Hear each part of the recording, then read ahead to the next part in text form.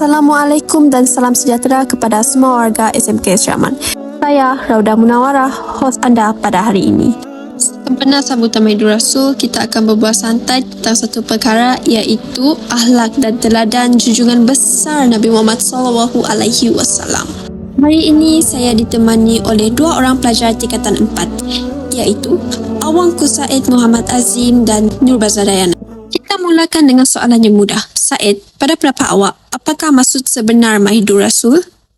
Terima kasih, Raudah.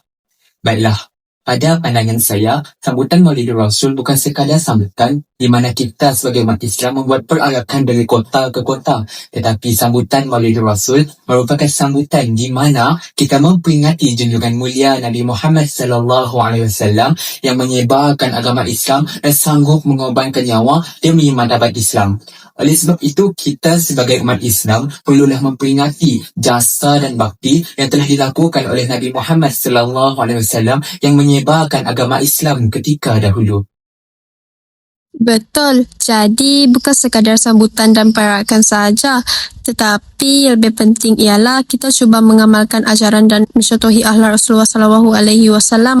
Bazlah, pada pendapat awak, kenapa penting untuk kita sebagai seorang pelajar mengenali dan mencontohi Rasulullah SAW? Sebab Rasulullah SAW merupakan contoh yang terbaik dalam kehidupan kita. Sebagai seorang pelajar, kita boleh mencontohi sikap baginda seperti penyayang, pemurah, baik hati, bertanggungjawab, amanah dan juga menghormati orang lain.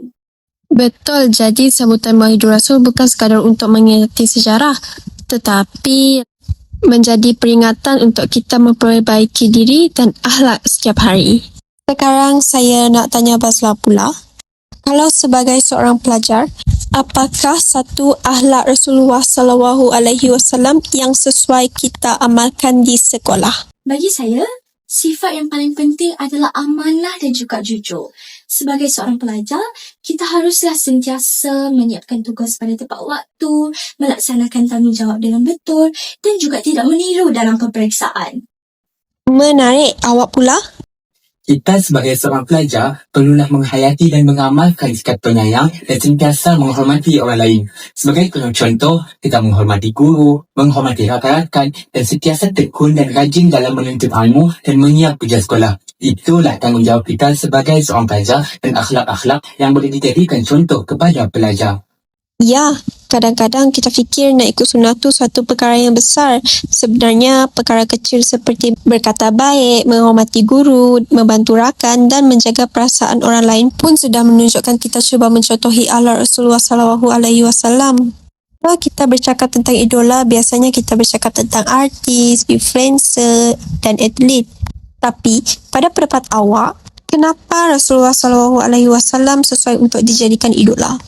Sebab Nabi Muhammad SAW mempunyai akhlak yang mulia. Sebagai contoh, beliau sentiasa bersabar dengan segala dugaan dan cabaran yang ia hadapi. Walaupun dia sentiasa dimaki, dihina, tetapi beliau tidak pernah membalas kejahatan dengan kejahatan. Itulah apa dan akhlak yang sentiasa dimuliakan oleh umat Islam pada zaman sekarang.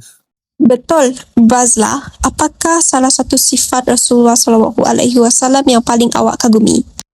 Bagi saya, sifat baginda yang paling saya kagumi adalah sifat penyayang baginda. Kerana baginda tidak pernah membalas kejahatan dengan kejahatan dan sentiasa mengambil berat tentang umat-umatnya. Menarik. Jadi Rasulullah SAW bukan sekadar tokoh sejarah, tetapi boleh dijadikan contoh dalam kehidupan seharian kita. Sekarang kita bawa satu contoh yang lebih dekat dengan kehidupan kita sebagai seorang pelajar. Said, macam mana kita boleh mencontohi akhlak Rasulullah SAW di sekolah?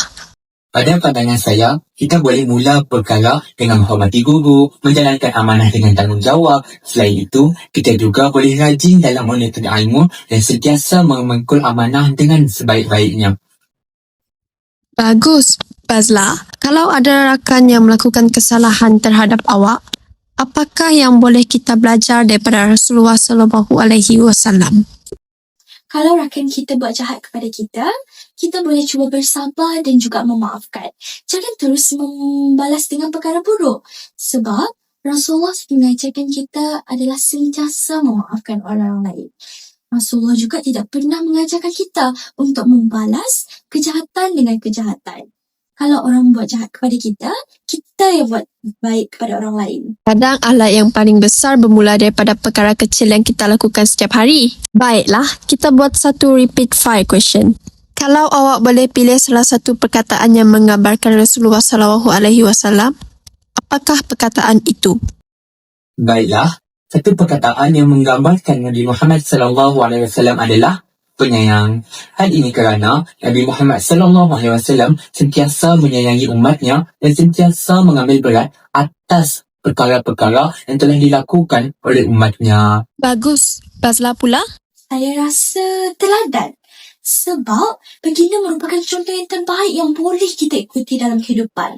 Seperti kita tengok dalam kisah-kisah baginda yang dahulu, walaupun dicaci, dimaki, dibenci, baginda tetap bersabar dan tidak pernah membuat perbuatan begitu kepada orang lain. Dua perkataan yang cukup indah, penyayang dan teladan. Jelaslah bahawa Rasulullah SAW bukan sahaja kita cintai, tetapi menjadi contoh dalam kehidupan seharian kita.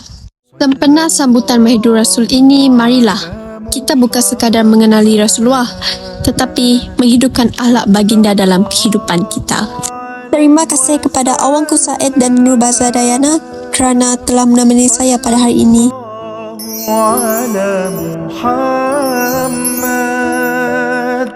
صلى الله عليه وسلم